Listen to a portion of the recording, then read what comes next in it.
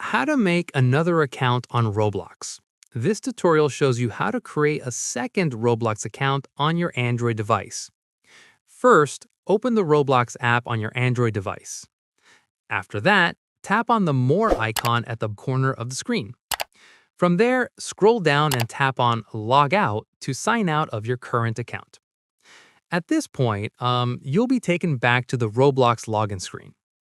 In the next step, tap on Sign Up to begin creating a new account.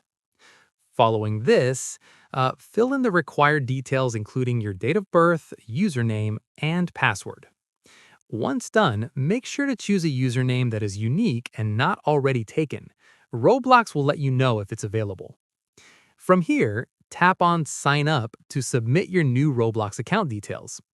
At this stage, your new Roblox account will be created instantly, and you'll be logged in automatically.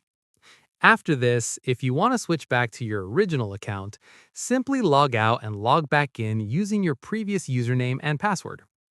Finally, keep in mind that you can switch between your accounts anytime by logging out and signing in with whichever account you want to use. And that's it. If this Roblox guide helped you create another account, give it a like. Subscribe for more Roblox tutorials and tap the bell icon for updates. See you in the next one.